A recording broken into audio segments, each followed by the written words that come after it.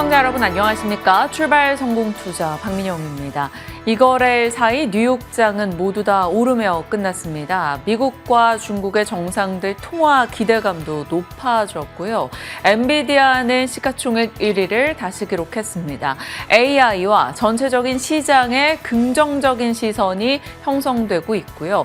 무엇보다도 오늘은 내부적인 이슈에 좀 더 초점이 맞춰지겠죠. 21대 대통령 선거가 끝났습니다. 새 정부 출범 소식이 과연 국내 금융시장에 또 주식시장에 어떤 이슈로 작용할지 지켜봐야 될 것 같습니다. 증시 부양에 대한 기대 자체는 굉장히 높은 상황인데요. 각 산업별로 그리고 우리 지수 레벨별로 어떤 영향을 줄지에 대한 전략 잠시 후 이어가도록 하겠습니다.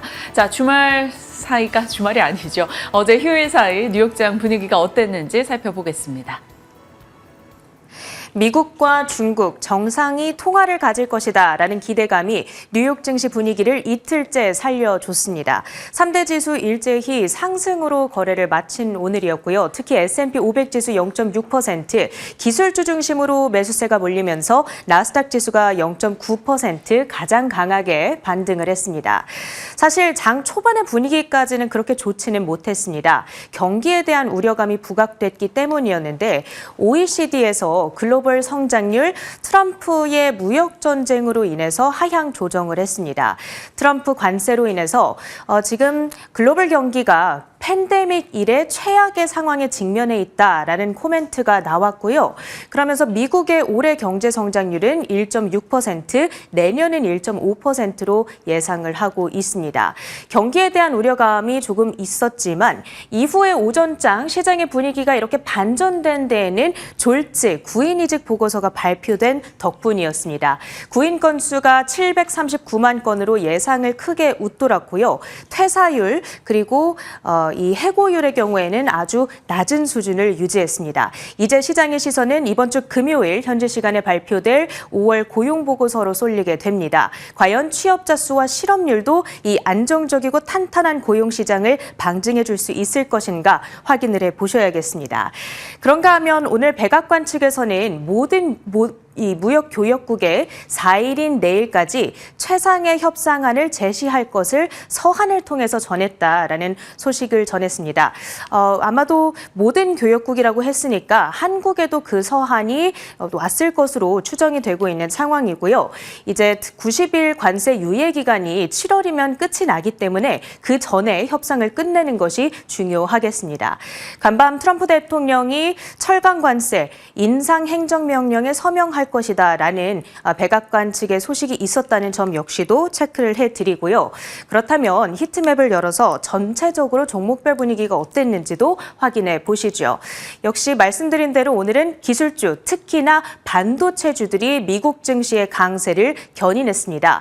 엔비디아가 종가 기준 2.8% 급등을 했고요. 마이크로소프트를 제치고 지난 1월 이후로는 처음으로 미 증시 시가총액 1위 자리를 탈환하게 됐습니다. 제프리스 측에서 긍정적인 코멘트가 있었는데 블랙웰 칩의 생산량이 증가하면서 올해 총 이익률이 증가할 것이다. 이런 코멘트가 나왔습니다. 그리고 이제 이번 주에 브로드컴의 실적 발표가 예정되어 있습니다. 브로드컴 실적에 대해서 월가에서는 기대감을 드러내는 코멘트들이 많이 나오고 있거든요. 주가 3%대 급등하는 흐름 함께 가져갔고요. 같은 반도체 섹터 내에서 마이크론의 주가 역시 4%대의 급등 흐름을 오늘 가져갔습니다. 메타의 주가는 내렸습니다만 한 가지 아주 중요한 소식이 있었습니다. 미국에서 가장 큰 원전 사업자입니다. 컨스텔레이션 에너지와 20년 동안 원자력 에너지를 공급하는 계약을 체결했다라는 소식이 들려왔습니다. 컨스텔레이션으로부터 메타가 1.1기가와트 규모의 에너지를 일단은 공급받는 것이고요. 1기가와트는 100만 가구가 동시에 사용할 수 있는 전력량이다. 이렇게 생각을 해보시면 되겠습니다. 앞서서 마이크로소프트 역시도 원전 사고가 발생하면서 가동이 중단됐던 3마일 섬의 원전기를 재가동시킴으로써 컨스텔레이션 에너지로부터 원전을 공급받는다. 전력을 공급받는 계약을 지난 9월에 체결했던 바가 있었거든요. 이후로 알파벳 그리고 이제는 메타까지도 원자력 에너지를 이 에너지원으로 채택하고 있는 추세가 확인되고 있습니다. 다음으로는 테슬라입니다. 종가 기준으로 0.5%, 장중까지는 2% 넘는 상승 흐름을 가져가기도 했었습니다. 중국의 정부가 이 친환경차 캠페인에 모델 3와 Y를 포함시켰다라는 소식이 들려오면서 긍정적인 시세가 나오기도 했습니다만 장중에 트럼프 대통령이 철강 관세 행정명령에 서명할 것이다라는 소식이 들려온 영향에 이 상승분을 반납하는 움직임이 나타났죠. 테슬라는 당연히 철강을 많이 그리고 알루미늄 역시도 많이 사용하고 있다 보니까 이 소식이 부담으로 작용할 수 있겠습니다. 애플의 경우에는 0.8%의 오름세를 간밤에 나타냈습니다. 이제 다음 주 9일부터 13일까지 WWDC, 애플의 연례 개발자 컨퍼런스죠. 개최가 됩니다. 이를 앞두고 월가에서는 이날 어쩌면 애플의 주식 분할 발표가 함께 이뤄질 수도 있다라는 가능성이 거론되고 있거든요. 현재 주가가 한 주당 $200 정도 되니까 만약에 2대1 주식 분할에 들어간다면 $100 정도로 낮춰질 가능성 예상되고 있습니다. 과연 진짜 발표가 있을지는 이날 지켜보셔야겠습니다. 그 밖에 조금 더 작은 종목들, 특징주들이 아주 많았습니다. 일단 애프터마켓에서 실적을 발표했던 미국에서 제일 큰 사이버 보안 기업이죠. 크라우드스트라이크 홀딩스 매출 부합했고 어닝은 서프라이즈 수준으로 잘 나왔습니다. 문제는 현 분기 매출 전망이 실망을 일으켰다라는 부분인데 작년 9월에 죽음의 블루스크린 사태가 발발했었잖아요. 그 주인공이 크라우드스트라이크였는데 그때 이후로 발표한 네 번째 분기 실적이거든요. 이후 주가가 좀처럼 이렇게 확실하게 살아나는 추세를 보여주지 못하고 있다. 아쉬움이 있습니다. 현재 애프터마켓에서 5%대의 급락 흐름 직행하고 있고요. 다음으로는 엔비디아가 투자를 했고 또 얼마 전에 투자를 확장한 것으로 알려졌던 코어위브입니다. 어플라이드 디지털과 장기 임대 계약을 2건 체결했다라는 소식이 들려왔습니다. 어플라이드 디지털의 경우에는 AI 데이터 센터 인프라를 만들어서 그 공간을 다른 회사들에게 임대를 해주고 돈을 버는 회사라고 보시면 되겠습니다. 이 어플라이드의 공간에 코어위브가 들어갔습니다. 그러면서 이제 코어위브는 여러 AI 사업을 하는 기업들에게 컴퓨팅이라든지 스토리지 서비스를 제공하는 회사거든요. 마이크로소프트, 오픈 AI, 메타가 모두 코어위브의 고객사로 자리를 하고 있습니다. 오늘 이제 코어위브가 새로운 공간을 차지하게 된 것이니까 조금 더 사업을 확장할 수 있지 않겠냐라는 기대감 가운데 25%나 급등을 했고요. 그 밖에 AI, 데이터 센터 관련주들까지도 시세를 자극했습니다. 아리스타와 슈퍼 마이크로 컴퓨터 5% 안팎의 강세였고요. 그리고 조비 에비에이션도 7%대 급등을 했는데 이 사우디의 ALJ와 이비톨 항공기 공급 MOU를 체결했다라는 소식이 있었고요. 마지막으로 우주 개발 관련주들 스페이스X의 매출이 나사를 넘길 것이다라는 머스크 CEO의 발언이 전해진 영향 속에서 레드와이어와 로켓랩을 비롯한 대표적인 관련주들 일제히 상승 흐름을 연출했습니다. 어제는 우리나라의 미래를 결정짓는 하루였습니다. 우리 방송을 시청하시는 모든 분들께서 소중한 한 표를 행사하셨을 거라 믿습니다. 조금 전인 6시 21분부터 이재명 대통령의 임기가 시작이 됐다라는 소식이 들려왔습니다. 외신들도 이 소식을 이 새벽 내내 아주 속보로 긴급하게 다루는 모습을 제가 확인할 수가 있었는데요. 대표적인 코멘트들을 몇 가지 가져왔습니다. AP통신의 경우에는 6개월간의 정치 혼란에 마침표가 찍혔다. 한국 민주주의의 회복력을 보여줄 것이다. 뉴욕타임스는 수십 년 만에 가장 강력한 권한을 지닌 대통령이 될 것이라는 평가를 전했고요. 마지막으로 월스트리트저널, 지금 이재명 당선인은 중국과 미국 간의 균형 외교를 추진하려고 하고 있습니다. 그러다 보니까 중국을 견제하려는 트럼프 대통령의 입장을 상당히 복잡하게 꼬아버릴 것이다. 이런 평가도 들려오고 있는 상황입니다. 통상적으로 우리 증시는 대선 당선 직후에 조금은 부진한 흐름을 가져가는 것이 보통의 흐름입니다. 과연 이번에는 조기 대선이었던 만큼 리스크 해소로 받아들이게 될지 아니면 재료 소멸로 받아들이게 될지 시장의 방향성에 대한 고민이 많은데요. 지금부터 포인트 잡아보겠습니다.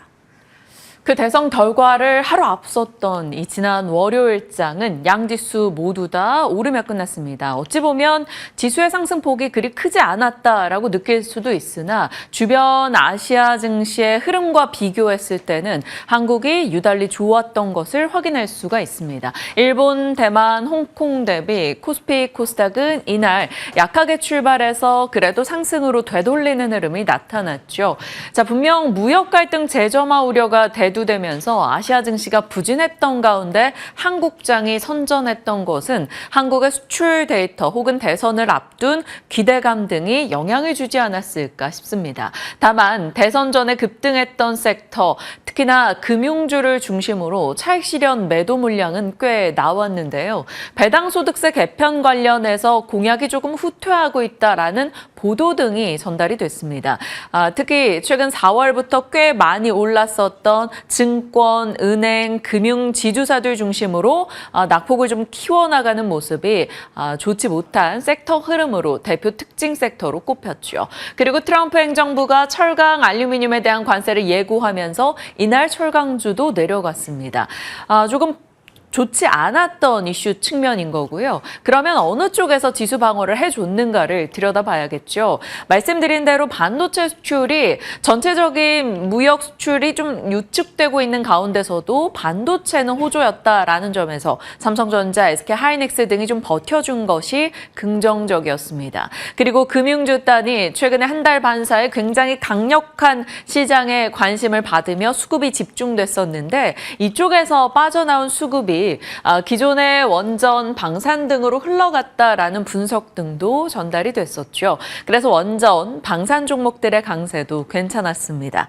관세 무풍지대 역시나 관심을 계속 받아갔는데 이날은 무풍지대 키워드가 수출과 관광이었습니다. 바로 그 전날이었던 일요일에 수출입 데이터가 나왔었기 때문이죠. 수출 데이터가 좋았었던 이제 화장품 혹은 엔터 등이 상승세를 기록했고요. 관광객 유입이 하반기에는 중국인 무비자 단체 관광객 이슈가 있다 보니까 기대치가 계속 올라가고 있죠. 그래서 카지노 쪽도 나름 분위기 좋았습니다. 거기에 넷플릭스와 협력을 강화한다라는 소식에 웹툰주들도 강세였고요. 화장품 내에서는 요즘 유럽향을 주목하자라고 말씀을 많이 드렸었는데요. 유럽에서 영역을 키워나가고 있는 APR, 실리콘2 중심의 언급을 드렸었죠. APR 6%, 실리콘2 이날 또 추가적인 10% 상승을 냈습니다. 소비 트렌드에서 계속적으로 시장에서 트렌드 소비력이 있는 쪽에 언급이 나오고 있는 이들을 주목하자라는 시각이 이어지고 있네요.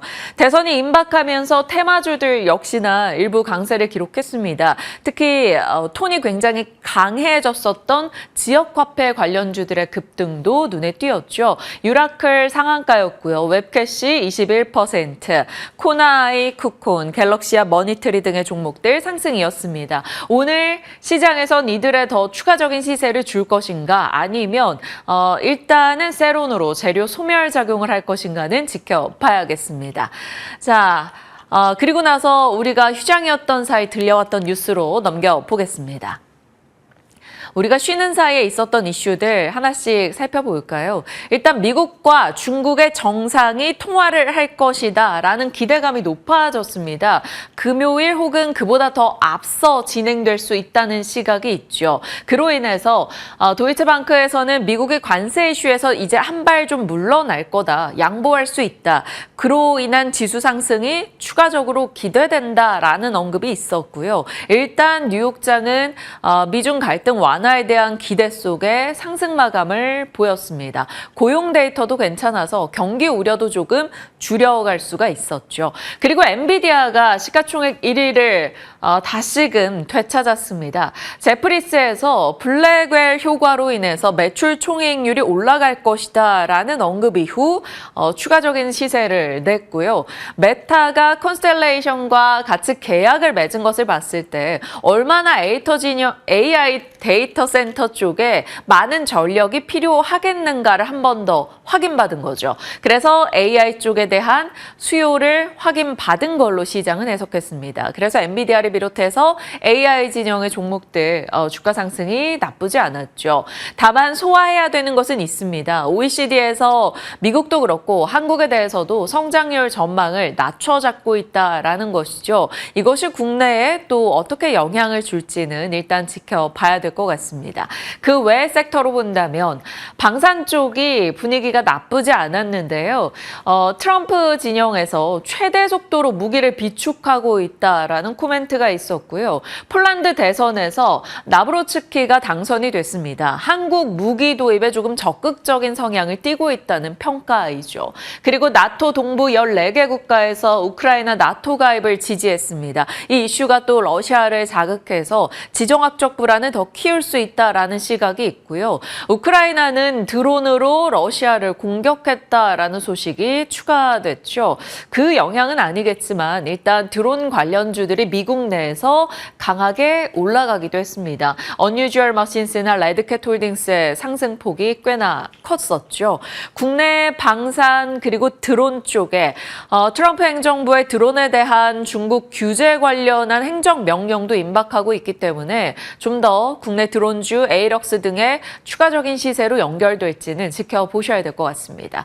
자, 원전은 앞서 체리앵커 말씀드렸다시피 메타와 콘스텔레이션 에너지가 장기 전력 구매를 했습니다. 다만 주가상으로는 정강 후약으로 끝나서 이제 콘스텔레이션 에너지가 급등했다가 결국 약보합으로 마감이 됐죠. 다만 원전에 대한 관심도 자체는 굉장히 높다라는 게 확인이 됐기 때문에 우라늄 관련주들의 급등폭은 꽤 눈에 띄었습니다. 전체적인 테마로 분류해봤을 때 미국 내에서 밤사이 가장 많이 오른 분야가 우라늄 관련주였습니다. 바이오 쪽도 이슈가 있었는데요. 사이트라인이라고 이제 바이오 헬스케어 관련해서 조금 특화된 보도를 내는 쪽입니다. 생물보안법안 도입을 미국 측에서 재추진하고 있다라는 보도를 냈죠.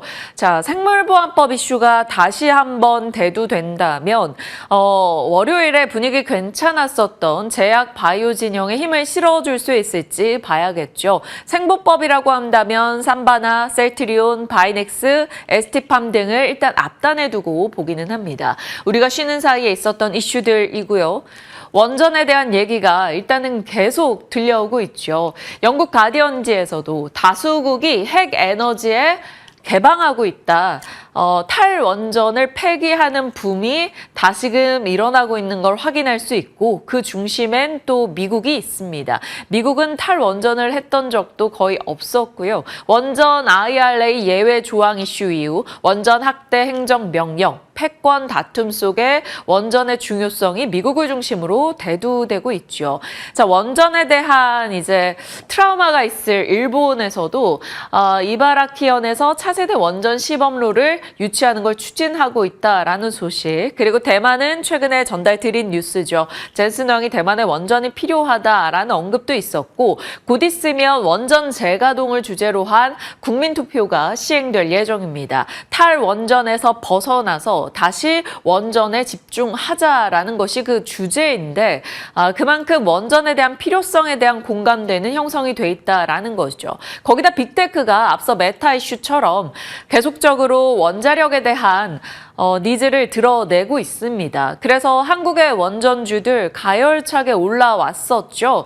앞으로 시세는 또 매매 관점에서 어떻게 봐야 될 것인가 고민이 되긴 합니다만 뉴스상으로는 여전히 원전 르네상스가 시작되고 있는 것을 확인할 수가 있습니다. 다만 국내에서는 체코 원전 노이즈가 일정 부분 변동을 자극할 여지가 있어서 지켜보시죠. 콘스텔레이션 에너지 시세가 우상향으로 끝났다면 시장이 오늘 한 번 더 관심을 강력하게 줬을 수도 있을 텐데 일단은 콘스텔레이션 에너지의 정강 후약에 과연 주가 반응이 어떻게 나올 건가는 지켜볼 필요가 있겠습니다. 그도 그럴 게 사실 오늘 에너지단에서 국내장에 좀 더 주목받을 섹터로 본다면 신재생 쪽 태양광, 풍력 등이 될 가능성이 있죠. 왜냐하면 21대 대통령 선거가 끝났기 때문입니다. 6월 4일 오늘 21대 대통령 선거 개표가 종료가 됐고요. 이재명 당선인 새로운 정부 수립을 전하게 됐죠. 중앙선관위가 당선 의견을 내리고 나서 이제 임기가 개시가 됐습니다. 그러면 그동안 이재명 당선인의 공약들, 더불어민주당의 중심 공약들이 무엇이 있었는가를 한번 체크해 볼 필요는 있겠죠. 일단 가장 앞단에는 AI였습니다. 100조 투자 혹은 1호 공약, 반도체 특별법 제정 등을 고려했을 때 반도체와 AI 소프트웨어 이슈가 있을 거고요. 신재생에서는 기후에너지부를 설립한다 혹은 에너지 고속도로 아니면 탄소 포집, 탈플라스틱 이슈가 있었죠. 태양광, 풍력, 수소, 전력 기기 이런 쪽이 영향을 받을 것이고요. 증시 활성화, 부양 정책, 상법 개정 이슈 등이 맞물릴 경우 지주사, 증권 등이 되겠습니다. 물론 증권은 월요일에 꽤 변동이 나오기도 했죠. 그리고 K 콘텐츠 지원 강화 이슈, 상대적으로 중국의 좀 유화적인 태도를 비춰봤을 때 한한령 해제 키워드를 본다면 웹툰, 게임, 엔터, 미용, 기기 등이 영향을 받을 거고요. K방산 이야기도 자주 언급이 됐었던 만큼 이쪽으로 예산 증액 기대감도 꽤 높습니다. 배터리는 지난 월요일에 이슈가 됐죠. 배터리 삼각벨트를 구성하겠다, 전고체 등을 지원하겠다라는 이슈가 전고체나 2차전지 일부 종목들을 들어올리기도 했습니다. 그 밖에는 저출산부터 해서 지역 화폐, STO, 스테이블 코인 관련한 언급 등이 있었고요.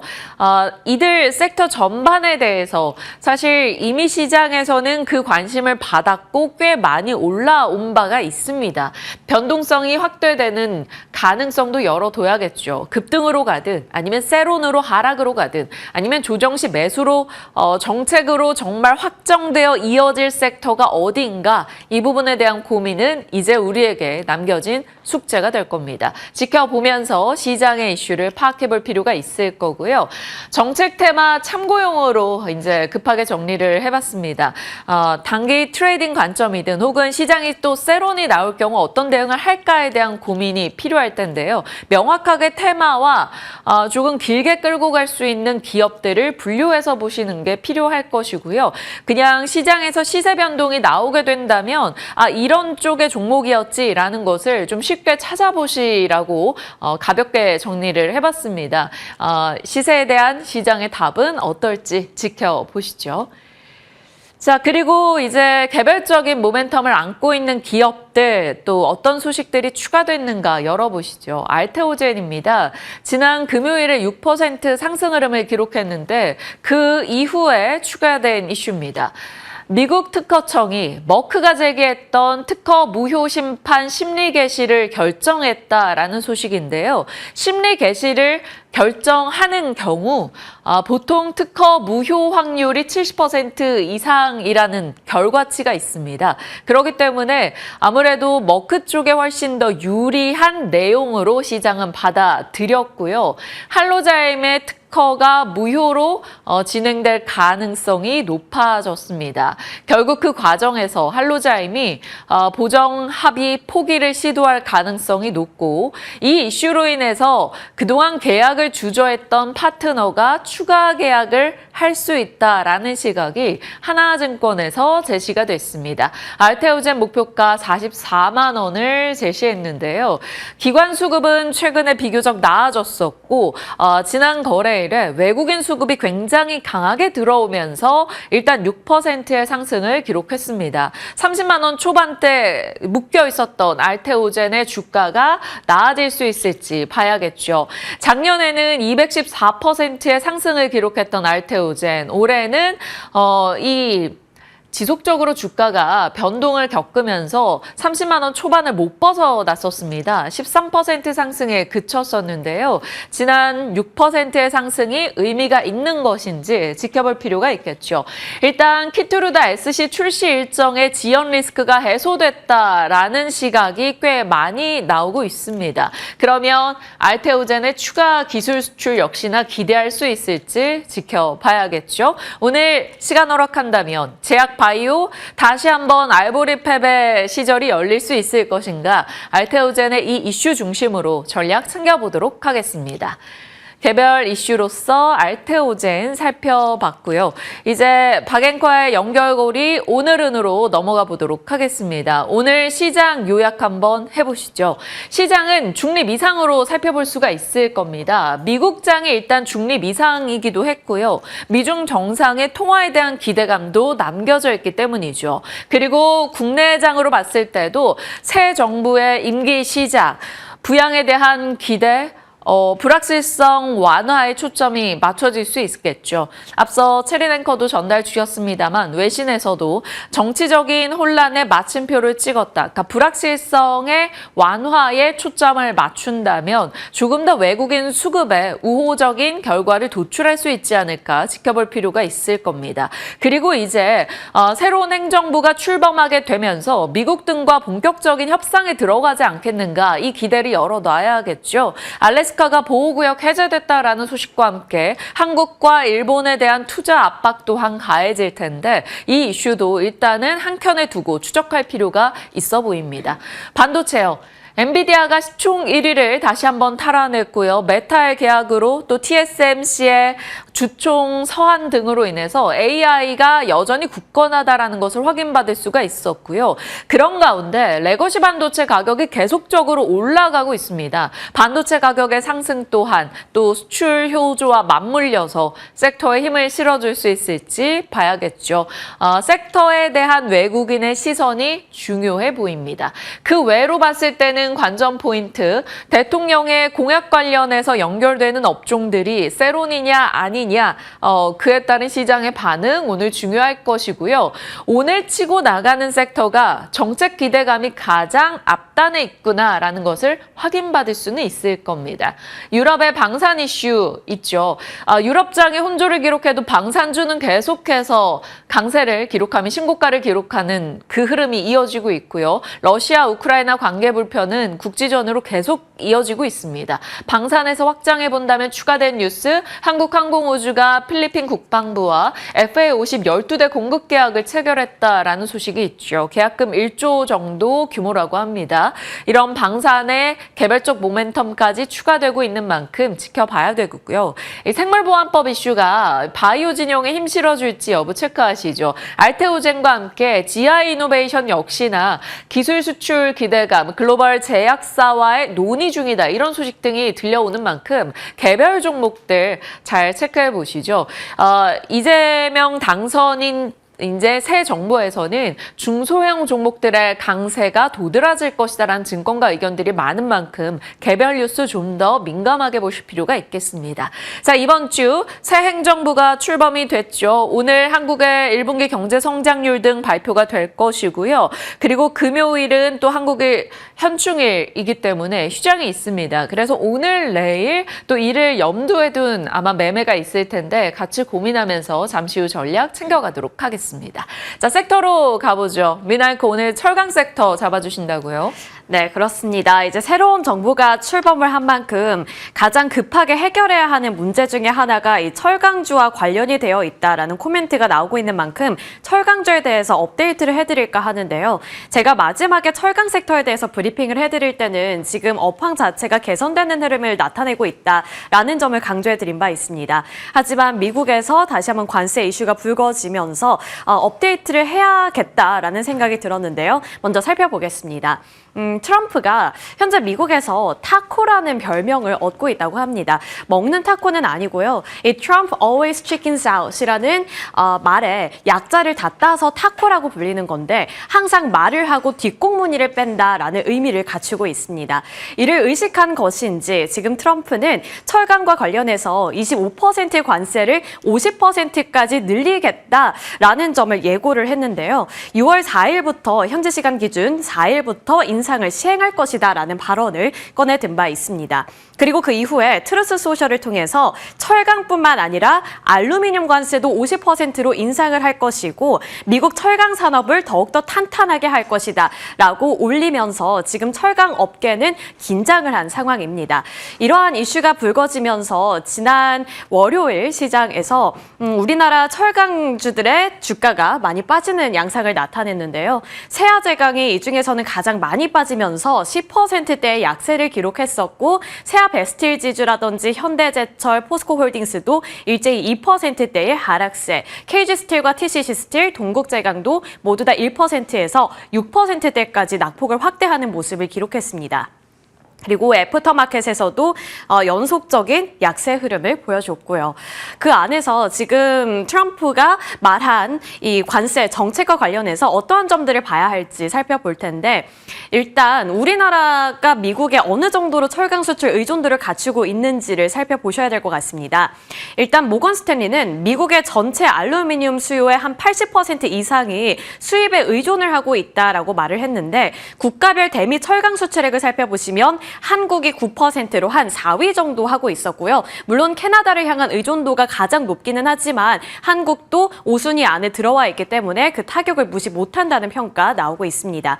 그리고 국내 주요 철강 업체들의 미국 수출 비중을 살펴보시면 세아제강이 30%로 가장 큰 비중을 담당하고 있었고요. 그만큼 월요일 시장에서 주가도 세아제강이 가장 많이 빠졌다는 점도 의미를 갖추고 있을 것 같습니다. 그리고 제가 지난 시간에 말씀을 해드렸던 현대제철이라든지 포스코홀딩스 같은 경우에도 뭐 2%에서 3%, 4% 정도의 수출 비중을 갖추고 있기 때문에 미국에서 이러한 여파가 어느 정도로 주가에 영향을 미치게 될지도 관전 포인트가 될 것 같습니다. 세아베스틸지주도 3%대, 동국제강이 1%로 그렇게 크지는 않지만 함께 주가가 빠졌다는 점에서 살펴보셔야 될 것 같습니다.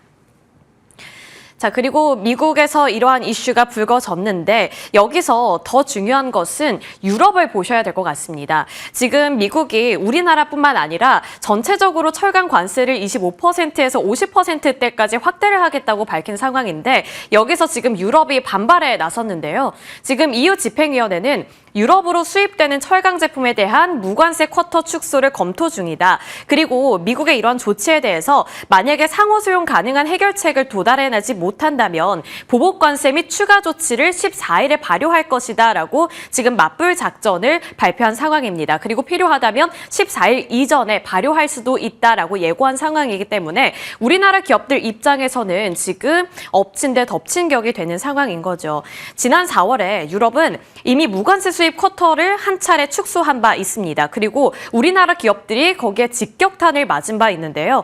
유럽향 한국 철강 제품과 관련해서 무관세 쿼터 열연 제품 기준으로 살펴봤을 때는 이 무관세 쿼터가 14%가량 축소된 바 있습니다. 그리고 이러한 여파가 지속이 되면서 4월 기준으로 봤을 때 국내 철강업계의 유럽향 철강 수출액은 전년 대비 10.2% 감소하는 수준을 나타냈기 때문에 여기서 유럽이 쿼터를 한 차례 더 축소할 경우에는 우리나라 기업들이 받게 될 타격 또한 더욱더 커질 것이다라는 우려감이 번지고 있는 거죠.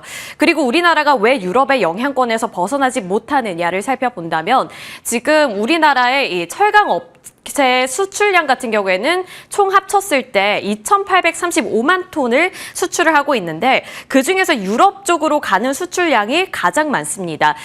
미국 의존도가 낮지는 않다고 말씀을 드렸는데 미국보다 유럽 쪽으로 수출하는 양이 100만 톤 넘게 책정이 되고 있기 때문에 유럽 시장이 흔들리게 되면 거의 다 무너지는 거 아닌가 하는 우려감이 더 커지고 있는 거죠.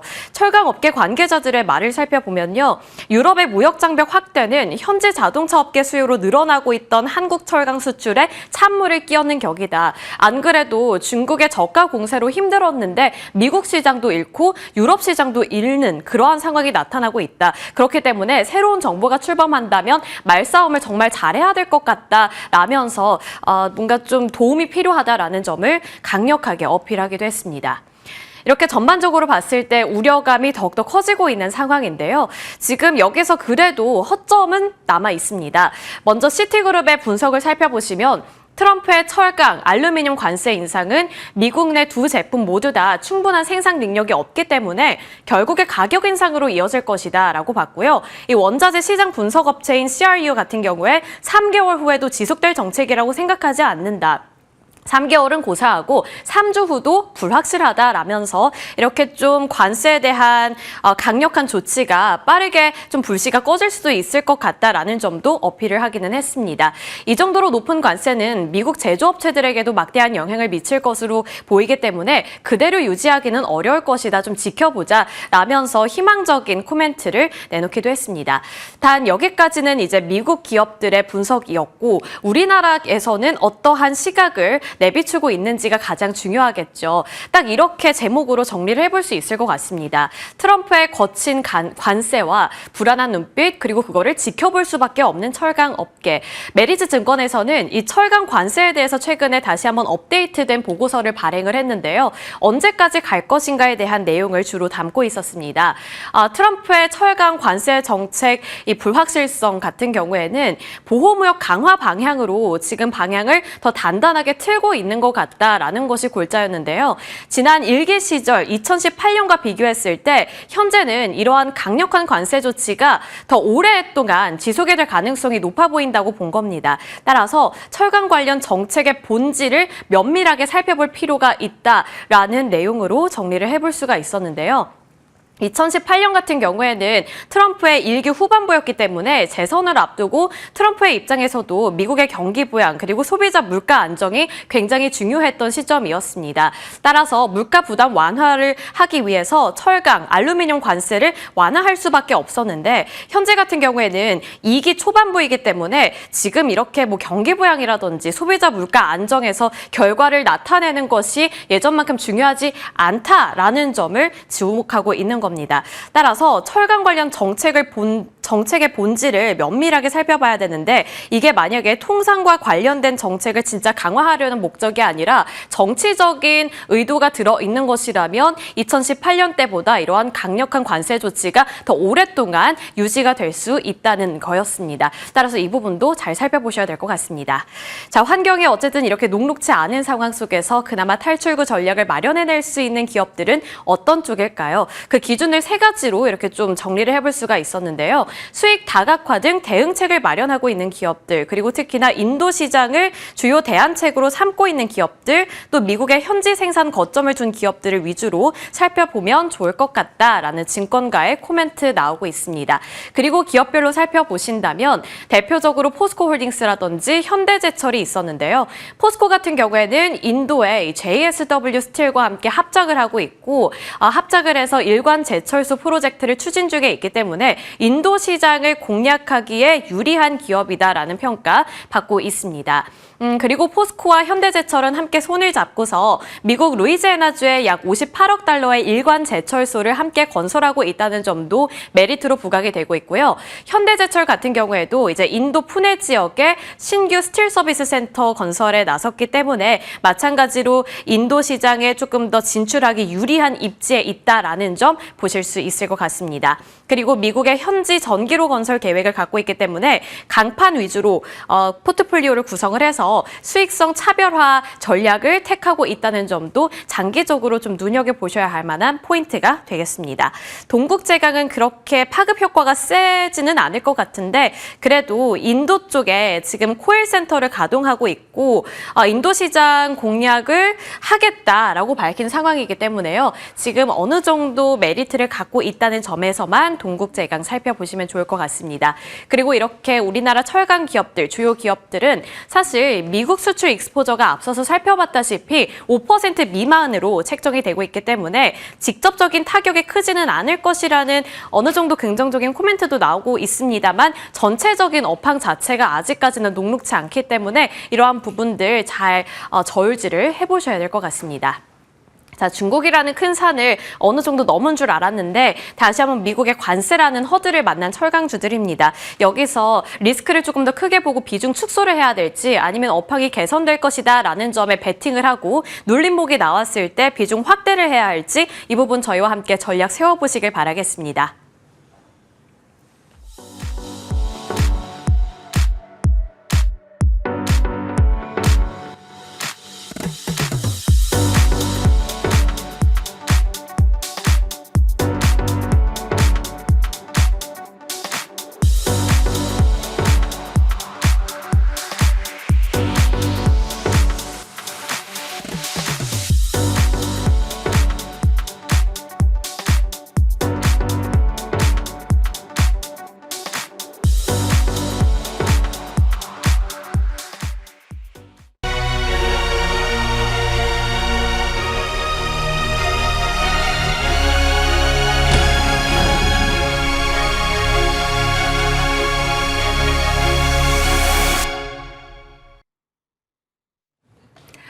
네, 또 새롭게 우리가 다뤄볼 이슈들이 많이 추가된 만큼 이분과 함께 시각 정리가 필요합니다. IBK 투자증권 함정남 차장님 모셨습니다. 차장님 어서 오세요. 안녕하세요. 네. 어디서부터 할까요? 미국, 중국? 그래도 우리는 한국인이니까. 네. 네, 21대 대통령 선거가 끝났습니다. 네. 이재명 대통령 새로운 행정부 출범이 바로 오늘부터이고요. 이것은 불확실성 완화를 가리키고 있겠죠. 어떻게 우리 당이 소화하는가가 중요할 것 같은데요. 이 부분 시장에 대한 영향 살펴주시죠. 일단은 증시 자체에서는 대외적인 부분에서 봤었을 때 정치적 리스크가 굉장히 큰 상황이지 않았습니까? 그리고 지금 시기, 올해 6월까지의 시기가 미국 트럼프 행정부가 본격적으로 출범하면서 대외적인 국가들과의 해결을 막 여기저기 네. 정신없이 해가는 과정 속에서 어떻게 보면은 뭐 코리아 패싱이란 말이 나올 정도로 한국은 아무것도 할 수 없던 상황 속에서 이제는 어쨌든 불확실성이 해소됐다라는 점과 과거에는 어떤 공약주들이 선거 전에 급등을 하면서 보여주다가 선거 직전 한 달 전부터 소멸하거나 이제 그 이후에는 대외적인 변수를 쫓아서 갔었는데 이번에는 사실 그렇지가 않았던 것 같아요. 그래서 오히려 선거가 끝나되고 결정이 된 이후부터는 증시에서는 여전히 좀 기대할 바가 있는 상황이 오히려 만들어지지 않았나라는 생각이 들면서 좀 증시에 대한 긍정적인 뷰를 여전히 유지하도록 하겠습니다. 네. 그러면 그 긍정적인 뷰에 미국과 중국의 관계 개선의 조짐은 또 네.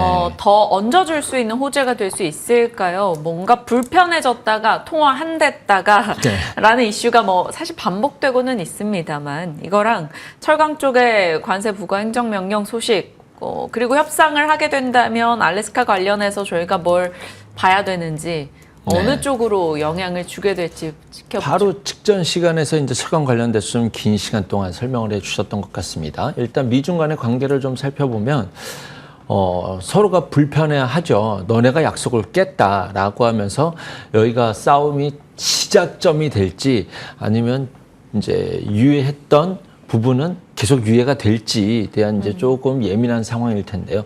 미국 입장에서는 너네 왜 히토리 안 주냐? 중국 입장에서는 너네도 반도체 규제하고 있지 않냐? 서로가 약속을 못 지키고 있다. 뭐 지금 이거 방송을 보시는 시청자 여러분들께서도 같은 생각이시겠지만 쉽게 해결될 상황은 아니죠. 이제 이 본 게임이 아직도 시작은 전 안 했다라고 있는 관점 속에서 지금 이 시기를 어떻게 버텨낼 것이냐라는 상황 속에 그 싸움 속에 그래도 미국 시장이 반전을 줄 수 있었던 것은 곧 통화가 될 것이다. 트럼프 대통령과 시진핑 주석의 전화 통화가 있을 것이다라는 점과 지금 이제 G7 정상회담이 있고 나토 정상회담이 이제 줄지어 있지 않습니까? 여기에 관련돼서 일단은 여기서 중국을 동시 싸움을 할 수는 없을 것이다. 일단은 급하게 불을 끌 것이다. 라는 기대감 속에서 미국 증시는 어저께도 조금 괜찮은 모습을 보였습니다. 그 안에서 시총 상위주들뿐만 아니라 러셀 2000을 더 강하게 올랐었죠. 그래서 섹터의 좀 확산 속에서 미국 시장은 엄밀하게 따진다? 그냥 이렇게 직관적으로 봤었을 때 약간 꽃놀이패 느낌이 있는 상황이다? 이런 해석도 가능할 것 같습니다. 왜냐하면 경기가 부러지면 결국 연준이 금리를 인하할 것이고 네.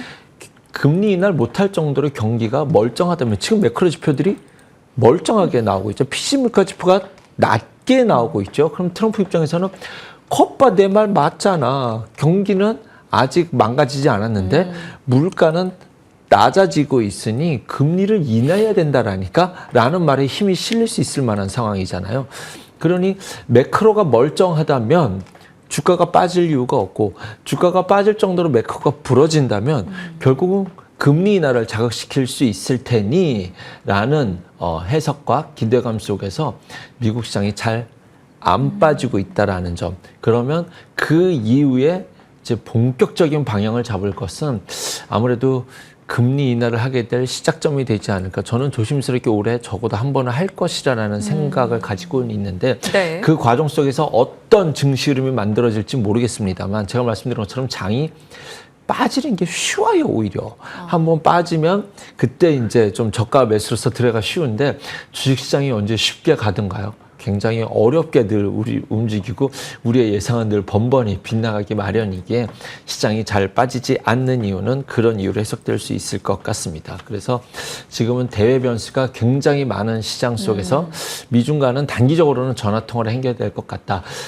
자, 우리나라 이재명 당선인이 이제 오늘 취임을 하죠. 대통령 취임을 하게 될 텐데 지금 당장 해결해야 될 것들이 너무나 많습니다. G7부터 나토 정상회담 우리가 직접 참여하는 것은 아니지만 여기에 대해서 국제 정세를 읽어야 되고 미국과의 관세 해결을 잘 해주시기를 부탁을 드리고 응원해 봅니다. 네.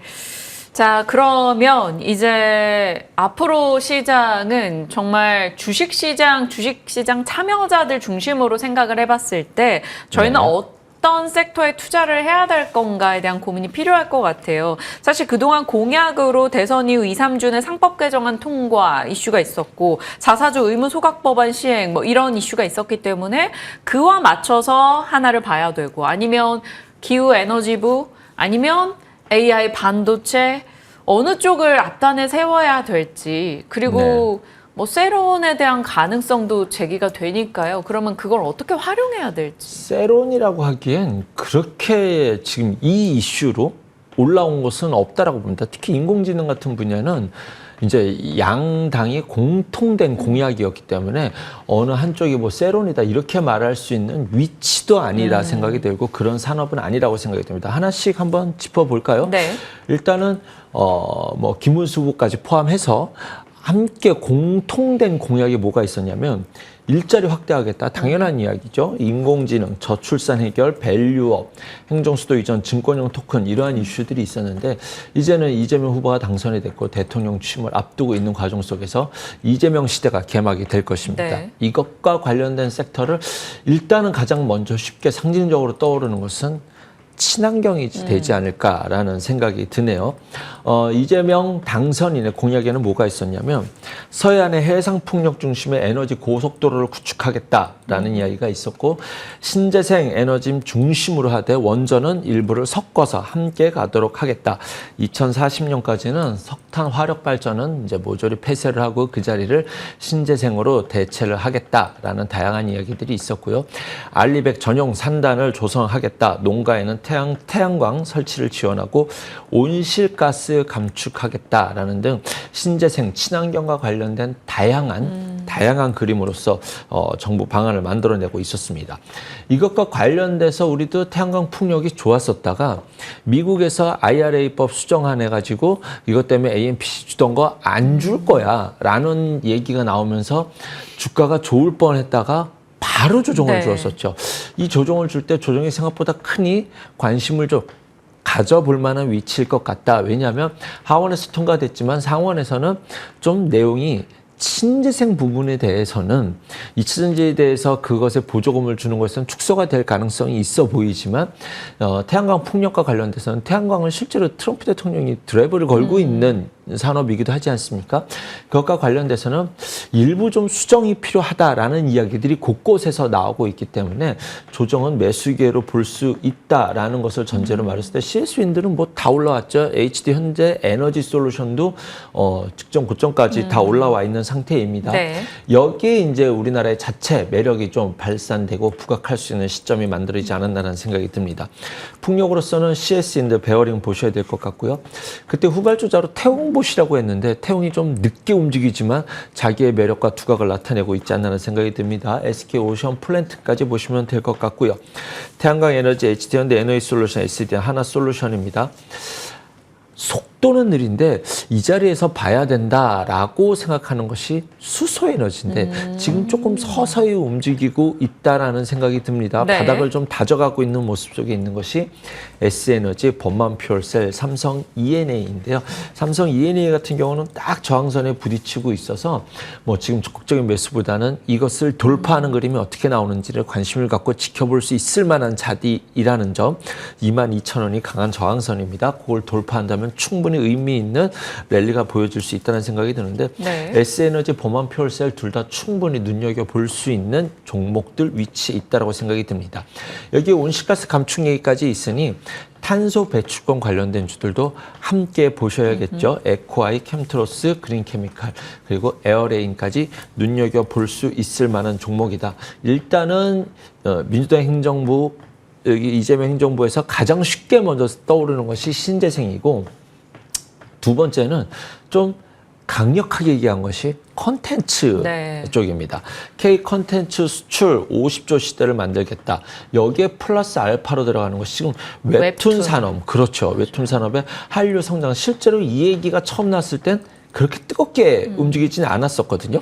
그런데 웹툰에 관련된 개별적인 호재가 또 하나 있습니다. 네이버 넷플릭스. 웹툰이. 그렇죠. 넷플릭스. 이거는 진짜 호재가 될 수 있을 만한 뉴스라고 생각이 듭니다. 그러니까 넷플릭스 접속하면은 그동안에 넷플릭스는 웹툰 갖고 드라마 만들어 와. 돈 지원해 줄게. 이거였는데 넷플릭스 자체에서 웹툰을 볼 수 있는 그림이 돼버리면 시장 자체가 달라져 버리기 때문에 웹툰 섹터에는 굉장히 큰 호재까지 플러스 알파 요인이 만들어졌다라고 보시면 될 것 같습니다. 이 소식에 지난주 금요일에 미스터 블루를 대장으로 종목들이 강한 움직임을 보였는데 여전히 긍정적으로 볼 수 있다고 생각이 듭니다. 미스터 블루 대장이고요.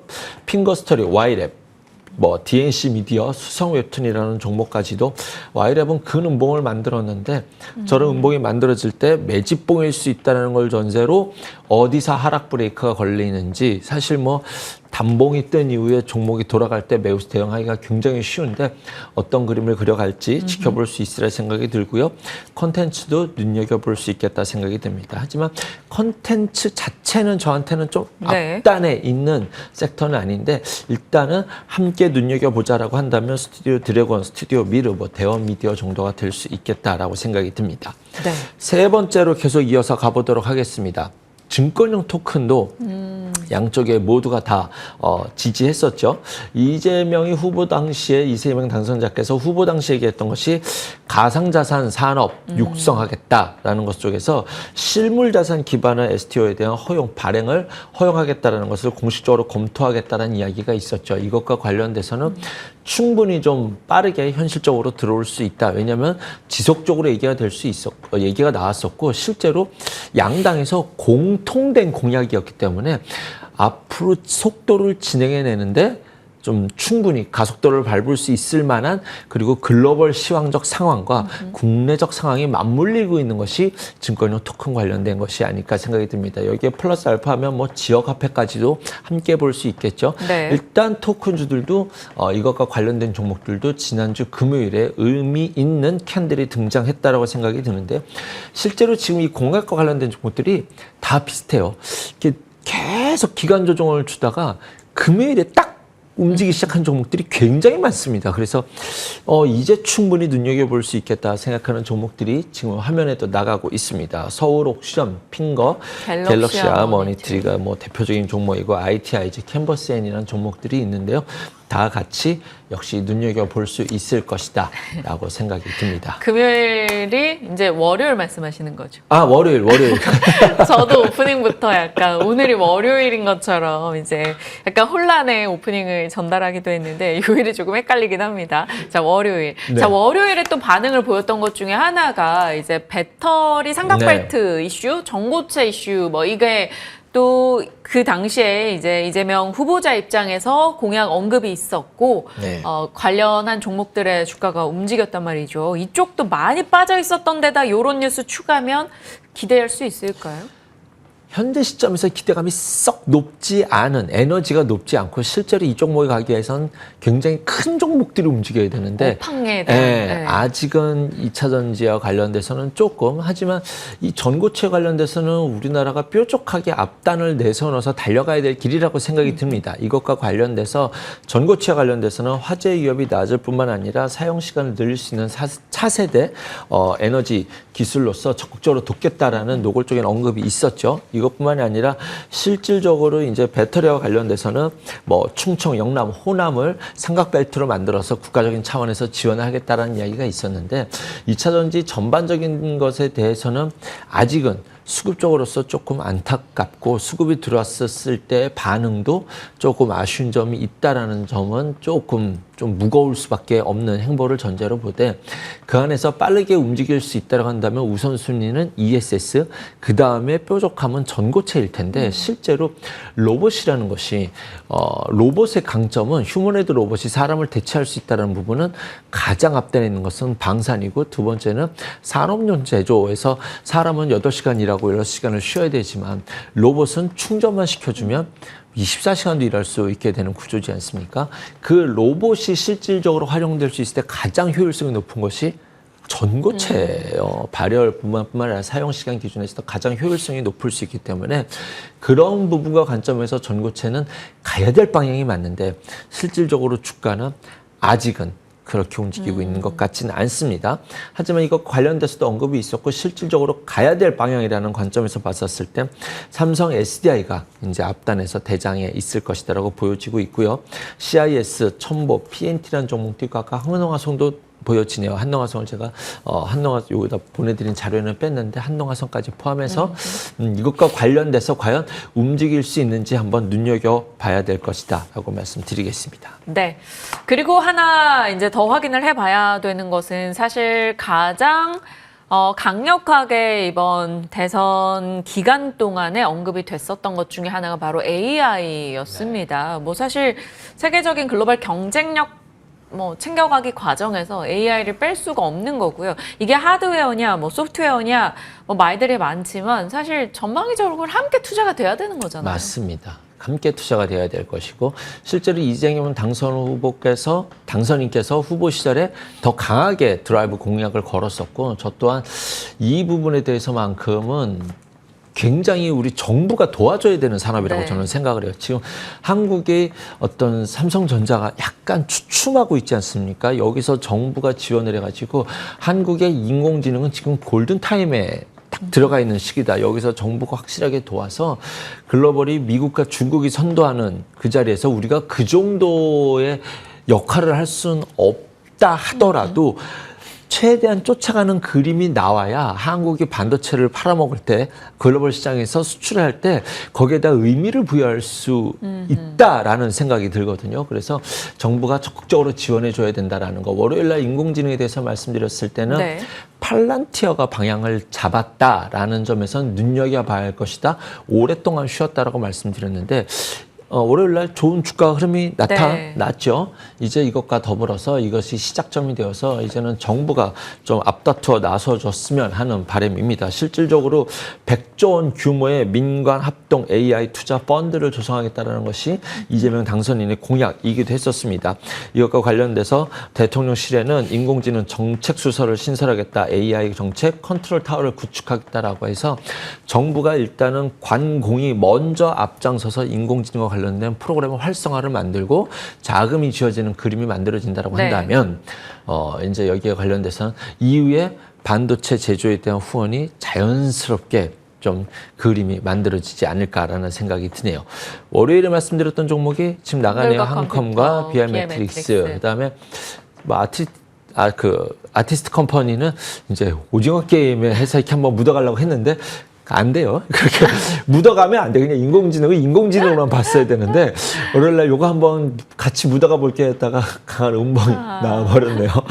일단은 어쨌든 인공지능은 된다라는 그림으로 보셔야 된다고 저는 판단합니다.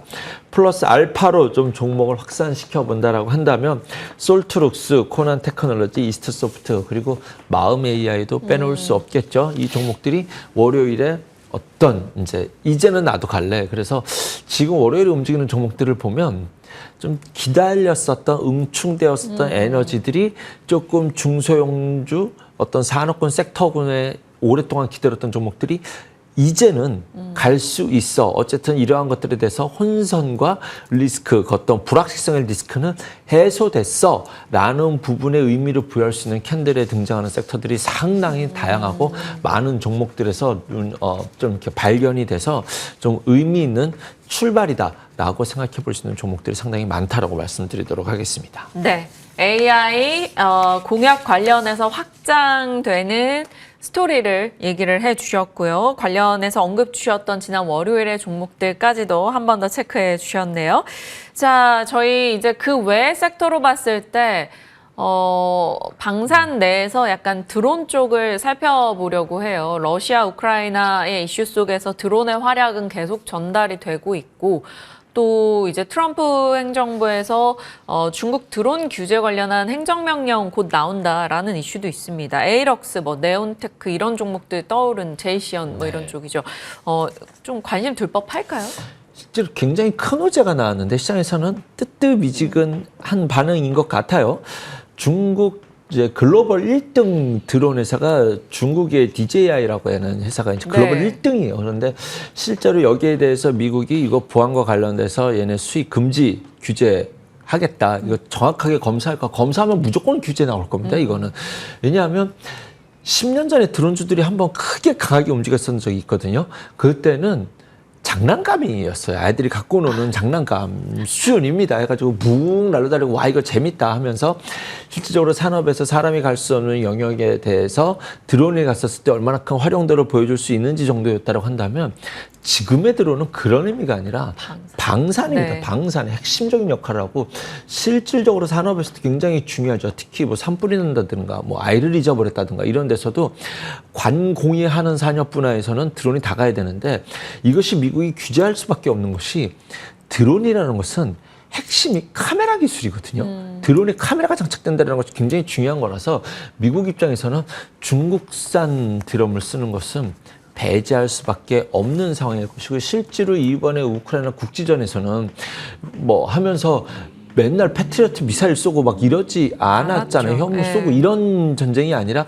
결국 이 무기를 갖고 있는 것을 전제로 전쟁이 실현했을 때는 국지전이 됐었을 때 드론과 또 앞으로 플러스 알파는 이제 휴머노이드 로봇이 어떻게 될 것이냐라는 것이 굉장히 중요한 부분일 텐데 그런 의미에서 미국은 중국에 대한 이 부분을 압박할 수밖에 없을 것이다. 그러면 우리나라가 방산에 대한 기술력과 드론에 대해서는 함께 조금 수혜를 볼 수도 있을 텐데 주가 자체로는 그 뉴스가 주는 힘 대비는 조금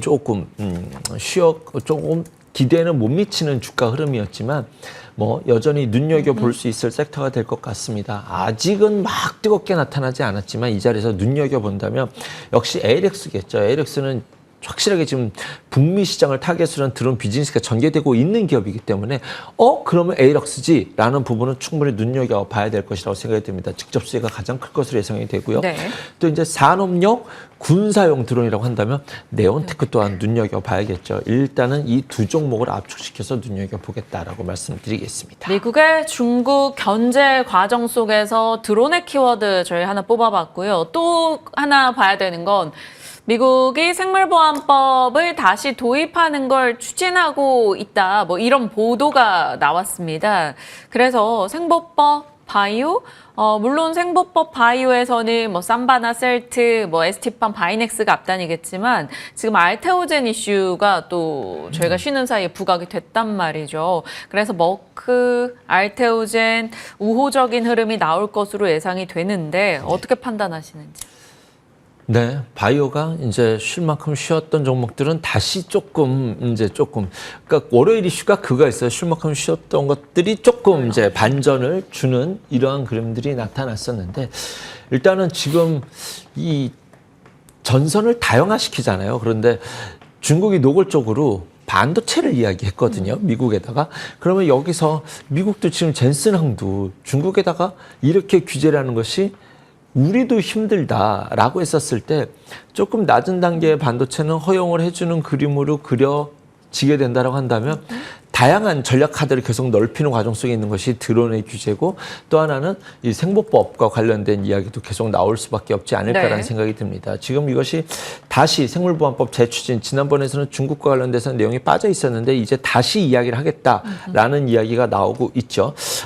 결의안에서는 제재됐었고, 이번에 그 당시에 사실 결의안 지난 의회에서 제외됐었던 것은 우시바이오가 미국에다가 생산 공장 엄청 많이 지을게요라는 뭐 이런 이야기들도 있어서 현실화 되네 많이 이야기가 있었는데 다시 재추진하려고 있는 모습이 나오고 있습니다. 뭐 그 관련돼서는 일단은 삼성바이오로직스가 가장 앞단에 있는 관심 종목일 텐데요. 일단은 물적 분할과 관련된 이슈가 있어서 지금은 그 이슈를 함께 눈여겨봐서 째려보고 있는 위치 정도에 있다. 저는 개인적으로는 지금 뭐 나쁘게 보고 있지는 않습니다. 그 다음엔 바이넥스, 에스티팜, 프레스티지 바이오파마라는 종목들이 대표적인 이거와 관련된 종목인데 여전히 관심을 갖고 ING의 종목으로서 의미가 있다라고 말씀드리도록 하겠습니다. 네, 저희가 이야기하고 있는 제약바이오 진영 속에서 알테오젠을 콕 집어서는 답변을 안 주신 것 같은데 더 홀딩이겠죠? 네, 지금 이 자리에서는 저는 충분히 홀딩을 할 수 있는 위치와 에너지를 갖고 있다라고 판단이 듭니다. 네, 지금 프리마켓에서도 이제 출발 2분밖에 되진 않았습니다만 일단은 9% 상승 출발했다가 6% 정도 상승세, 37만 그러니까 이제 너무 떠서 3천억. 시작해버리니 제가 이제 말씀드리기가 조금 어려워서, 근데 기술적 대응으로만 대응할 수 있다면 지금은 여전히 좀 의미를 갖고 바라볼 수 있을 만한 위치는 있다라고 생각이 듭니다. 뭐 월요일에 말씀해 주셨었고 오늘 또 급등 출발하는 것에 대한 약간의 조심스러운 언급을 주셨지만 그래도 홀딩으로 정리하겠습니다.